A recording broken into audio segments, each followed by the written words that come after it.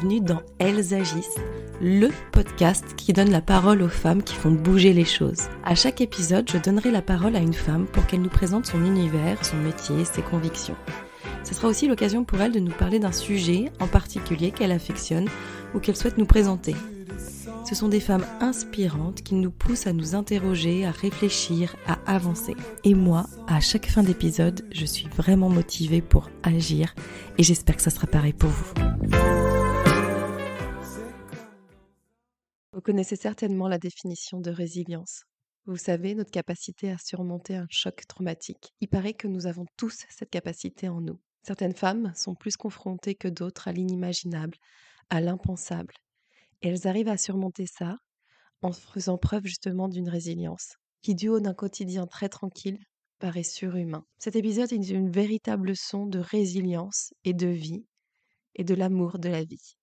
Anne a perdu sa fille Manon, 1 mois avant ses 8 ans, d'un cancer pédiatrique appelé neuroblastome. Lorsqu'elle a appris le cancer de Manon, Anne venait tout juste d'apprendre qu'elle était enceinte. Comme une lueur d'espoir dans ce cataclysme, elle a décidé de vivre à 300 à l'heure, car Manon était toujours là, toujours dans sa vie. Et malgré cette épreuve, Anne est aussi une maman enchantée de son fils Léo.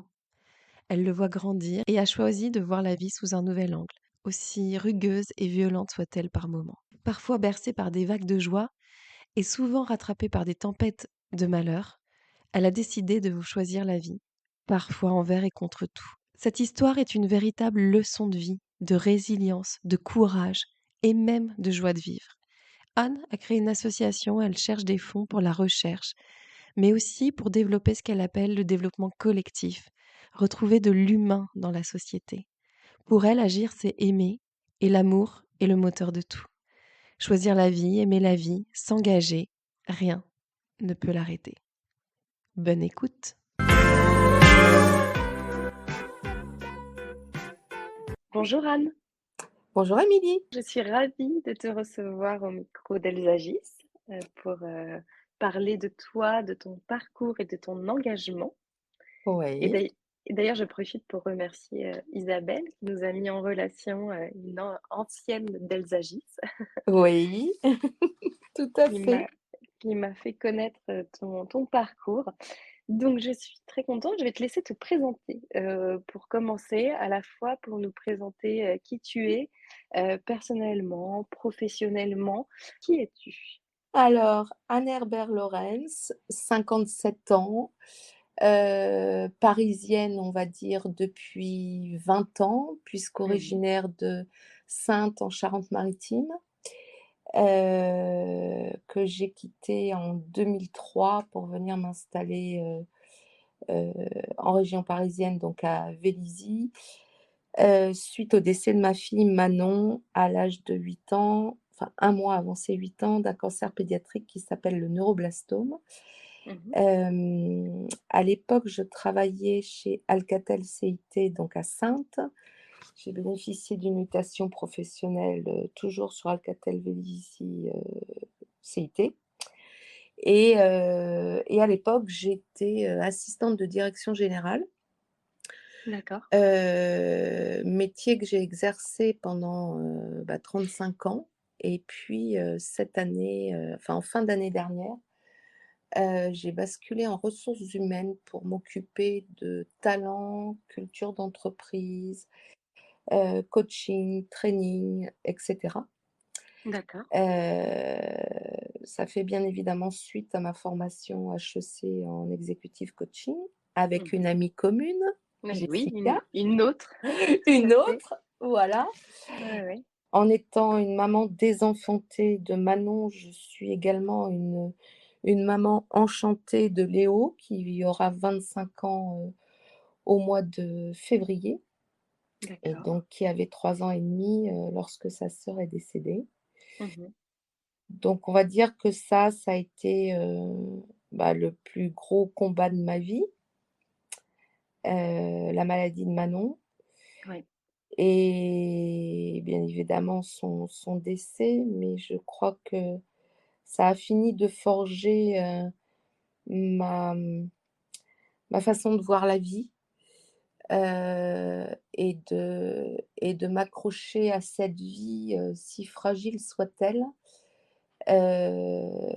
si rugueuse et violente soit-elle et en même temps, si merveilleuse, parce qu'elle est faite de drames, mais de tellement de joie, de tellement de bonheur et de réalisation qu'en fait, je n'avais pas d'autre choix que de choisir la vie. Mmh. Même si j'en avais d'autres, mais j'ai décidé de choisir la vie. Voilà. Ça a été long de faire ce choix? C'est-à-dire que ça j'imagine que à quel moment tu te dis: «Tiens, je choisis la vie, je choisis de Bah continuer de voir les beaux côtés aussi»? en fait, à l'annonce du diagnostic de Manon, je savais que j'étais enceinte de Léo d'à peine un mois. Mmh. Donc autant dire que quand les médecins m'ont annoncé que, le pire pouvait, arriver parce que Manon, avait un pronostic vital très engagé quand elle a été diagnostiquée. D'accord. On ne savait pas si elle allait, passer, tout le traitement d'induction, elle était métastasée de la tête aux pieds et cetera et moi la première chose que j'ai dit au à l'oncopédiatre qui l'a prise en charge au CHU, de Bordeaux, à l'époque c'était le professeur Yves Perel. Je lui ai dit: «Mais je vais faire comment? Je pense que j'ai, la petite sœur ou le petit frère de Manon qui est en train de pousser en moi». J'avais pas encore, la confirmation, médicale et Mmh. je vais faire comment? Et là, il m'a dit: «Mais en fait, c'est ce qui peut arriver de mieux pour Manon et pour vous, parce que si le pire arrive, ça sera très certainement compliqué de refaire une grossesse et d'avoir un autre enfant parce que le tsunami sera tellement violent que ça vous prendra du temps et puis peut-être que vous serez aussi, émotionnellement, enfin c'est sûrement, tellement, choqué que votre corps, dira non». Mmh. Et donc bah, j'ai pris le lot, j'ai pris Manon et ce cancer, son Mmh. cancer à elle et puis Léo et puis je me suis surtout pas écoutée et donc là, Mmh. d'entrée de jeu, j'étais dans la vie. Je savais pas quand est-ce qu'elle pouvait s'arrêter pour Manon et j'ai décrété qu'on allait vivre à 300 à l'heure. Donc on a passé, enfin Manon a passé toutes les étapes du traitement d'induction, la chirurgie, l'autogreffe, enfin elle a passé tout ça, comme une championne qu'elle Mmh. était, à la stupéfaction générale des médecins qui la suivaient. Oui. Mais Manon, elle était dans la vie, donc je pouvais pas faire autrement que d'être dans la vie aussi et et en fait, c'est 9 mois de traitement puisqu'en fait le traitement d'induction, c'était 9 mois. Bah, c'était entre guillemets «une double grossesse» puisqu'entre-temps, Et oui, Léo est né le en février, voilà. le hasard des délais, qui sont similaires là, pour le coup. Ouais, c'est ça. Mmh.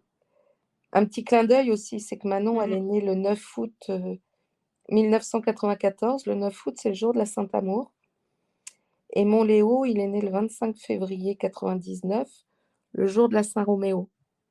Ah, ouais, ils sont liés. Mmh. Voilà. Ah oui, ça, pour être liés, ils sont liés Mmh. et et donc voilà et puis après, ben, on a eu 18 mois de rémission totale où on s'est dit, bah, la vie reprend le dessus. Moi, je me suis pas du tout dit que c'était gagné et qu'elle était guérie. Les Parce médecins allaient dans ce sens aussi? Ils étaient, ils étaient prudents, oui, oui, oui. j'imagine? Oui, Mmh. parce qu'à l'époque, tu vois, Oui, oui. on remonte à avril, enfin à juin 99 quand ils l'ont déclarée en rémission totale. Ouais. À l'époque, sur ce type de pathologie, tu avais à peine 1 à 2 d'enfants toujours vivants à 5 ans post-greffe, et donc c'était juste, complètement surréaliste parce que, Bien sûr. OK, elle était en rémission, on savait que le pire pouvait arriver et surtout si le pire arrivait, c'est-à-dire si la rechute arrivait, on n'avait aucune option thérapeutique pour la sauver. Mmh. Donc moi, j'ai gardé toujours ça dans le coin de ma tête, mais on a continué à vivre comme on vivait avant et même pendant l'hôpital où la vie ne s'est jamais arrêtée. Ouais. Voilà et puis, Manon, elle a rechuté en décembre 2000. Donc là, très clairement, je savais que c'était foutu et elle est décédée le 8 juillet 2002 à la maison, parce que c'est ce qu'elle voulait. Heu et bon, je passe les détails sur la violence de ce jour-là, même Mmh. si moi j'ai eu la chance de pouvoir m'y préparer.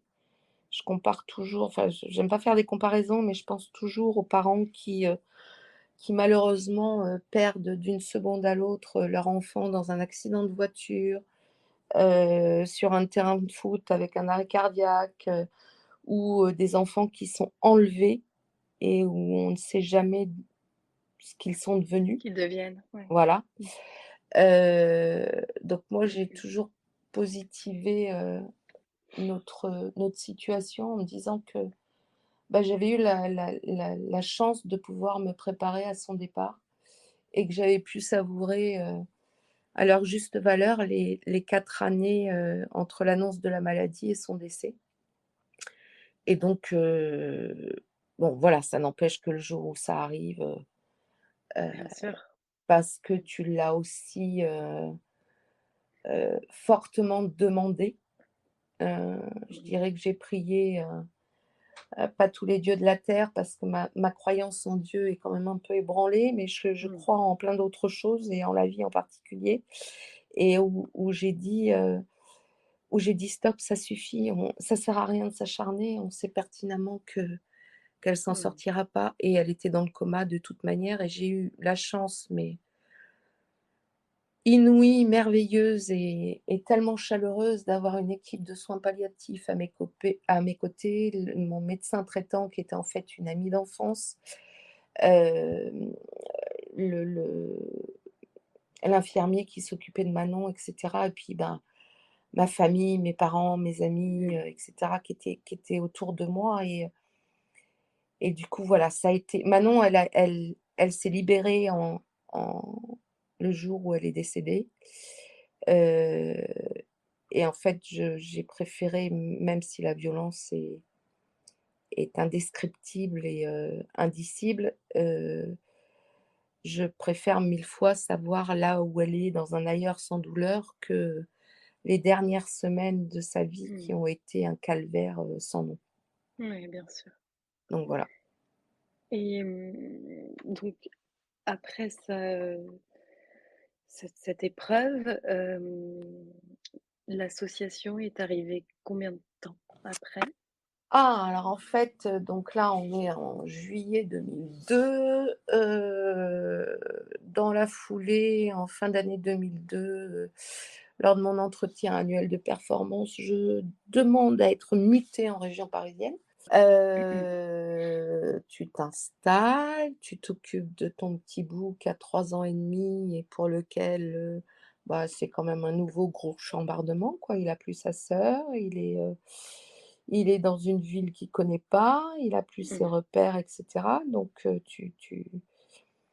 tu déposes les armes, tu te poses et tu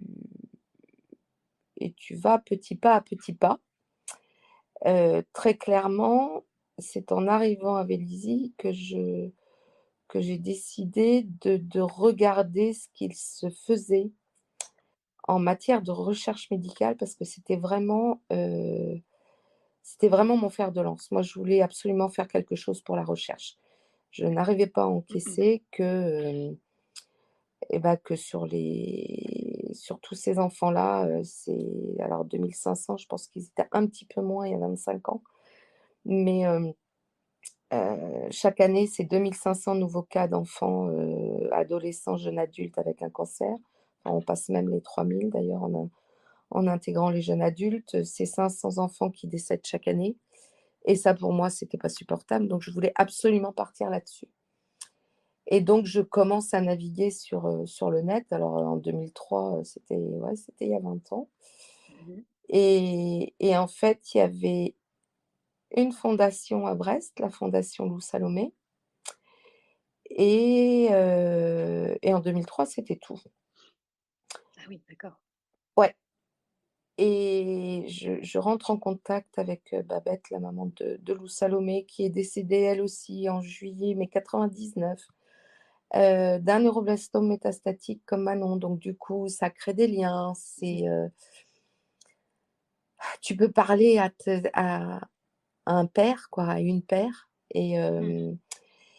et Babette avait créé quelque chose de formidable sur le site de la fondation. Elle avait créé un forum pour les parents désenfantés, comme on s'appelle, parce que, bah, on perd, son mari, on est veuve, on perd sa femme, on est veuf, mais un enfant décède, on n'est rien, en fait. Il y a pas Mmh. de mots pour nous décrire, pour nous déterminer. Mmh. Donc on s'est appelés les parents désenfantés et ce qui représente très bien ce que ça fait, hein. C'est en fait, Bien c'est sûr. comme si on nous arrachait, nos tripes Ouais. et sur ce forum, bah, je noue des amitiés, très, très fortes. Aussi bien avec des mamans qu'avec des papas, parce qu'il y avait des hommes qui venaient aussi, parler sur ce forum-là D'accord. et en 2004, heu, je rencontre Marianne, la maman de Marine qui elle aussi est décédée du neuroblastome mais avec, un peu plus âgée et et puis, bah, c'est un coup de foudre amical. Donc il y a Marianne, il y a Claire. Et il y a, Babette qui en 2004 nous informe d'un programme de recherche à l'Institut Curie sur le neuroblastome et là, on est tout début 2004 et je me dis, «Ah mais il y a pas à tortiller là, faut trouver l'idée, faut trouver l'idée. Mmh. Comment on va financer la recherche?» Et en fait, donc je suis arrivée en août 2003 dans un premier appartement et en mai 2004, je déménage dans un deuxième appartement plus grand et en déballant, ce que je n'avais pas pu, déballer dans le premier appart, je retombe sur, le carton d'art plastique de Manon avec toutes les perles et en fait, quand Manon était hospitalisée, bah, comme tous les enfants hospitalisés, il faut leur faire des activités, il faut les occuper et cetera et nous, petite fille, arrière-petite-fille de bijoutier joaillier, ben, on s'est dit qu'on allait faire des bagouzes et en fait, Manon Mmh. appelait les bagues, elle appelait ça des bagouzes Mmh. et donc on avait commencé à faire des bagouzes, sur du fil de laiton avec les premières perles de Swarovski et je retombe sur tout ça dans ce carton-là et là, j'ai un éclair Mmh. et je me dis: «Ben, banco, on va faire des bagouzes pour la recherche» et c'est ce qu'on a fait. Alors, l'asso était pas du tout créé en 2004, donc moi je vendais mes bagouzes, sous le manteau, chez Alcatel à mes collègues et cetera et puis en fin d'année 2004, j'ai, un ami, qui était mon banquier qui me dit: «Non mais ça suffit, tu mets de côté, tous les sous que tu récupères en vendant tes bagouzes sur ton livret, mais tu vas payer des impôts dessus, donc il faut que ça s'arrête là. Il Mmh. faut que tu Oui, il montes faut que ton ça asso». Voilà. oui, que tu t'organises et que tu rentres vraiment dans quelque chose, aussi d'officiel, hein, quelque Ouais. part. C'est passer ce cap, hein. Mmh. Tout à fait et donc ben, les Bagous sont nés le 19 janvier 2005 et donc nous allons fêter nos 19 ans en janvier. En fait, on a un petit bracelet signature sur Mmh. cordon, qui est pas encore en ligne sur le site. Là, j'attends de faire les photos sur les marchés de Noël, et qu'on va pouvoir commander, oui, via notre boutique Hello Asso, mais qu'il faut que je remette en route En route, avec, d'accord.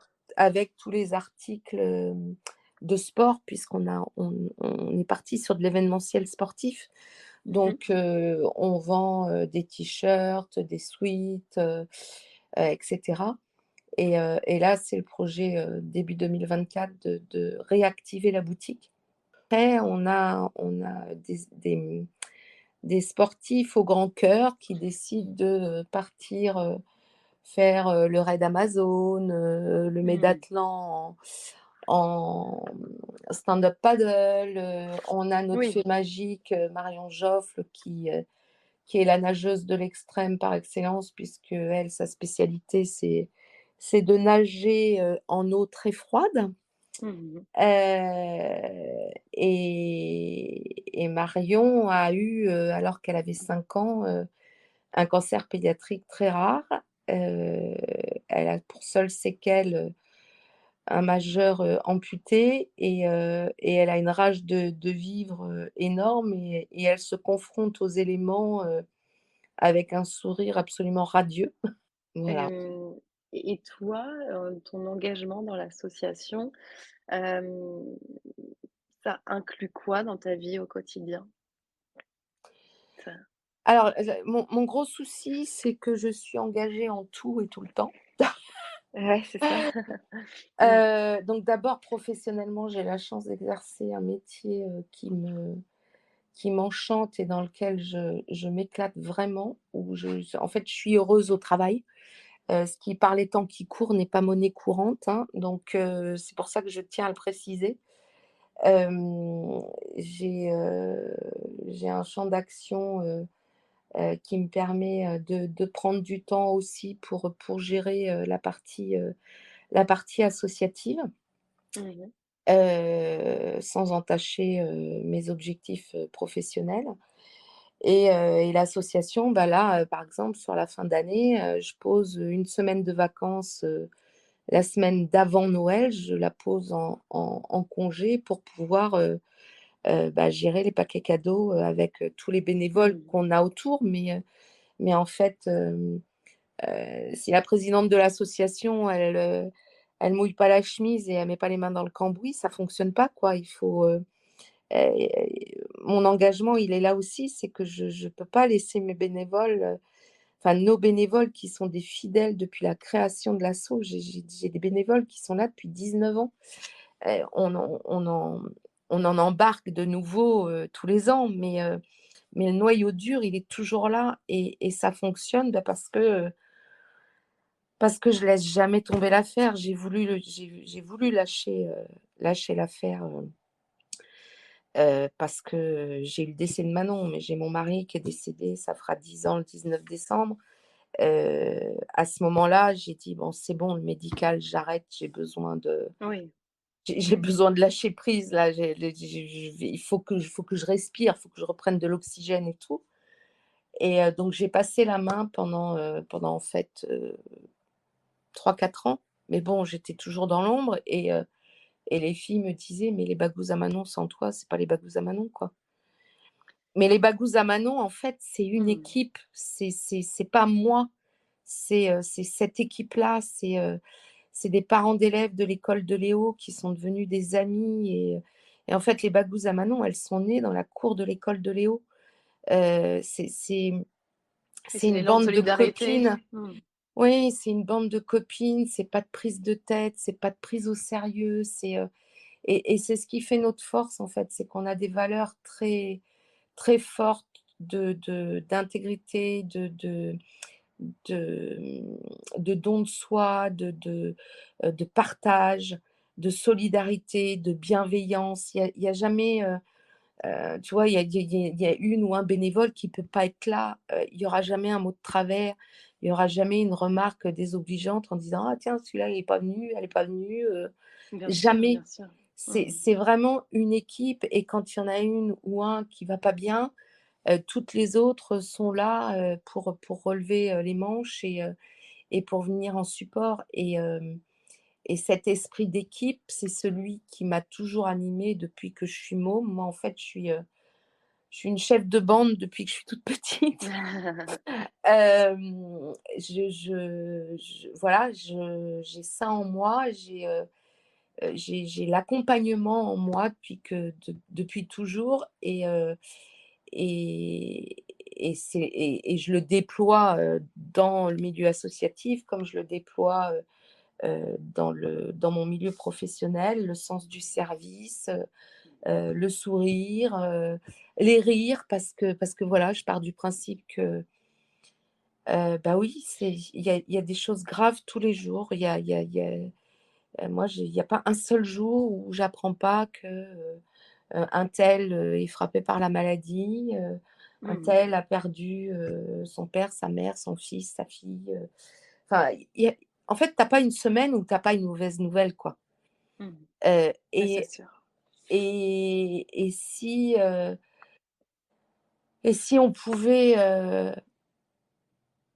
mon message, et si on pouvait arrêter d'être dans l'entre-soi, mais d'être au contraire dans le ensemble. Parce que moi, ma devise, c'est: «Ensemble, on est plus fort, ensemble, on va plus loin, ensemble, on se soutient, ensemble, on réalise plein de choses». Et que ce soit dans mon milieu professionnel, moi toute seule, je suis rien. Par contre, avec mon équipe, dans mon équipe, avec mon manager et cetera, c'est parce qu'on travaille ensemble, avec bienveillance, avec chaleur humaine, avec entraide et cetera, que ça fonctionne et qu'on déplace des montagnes.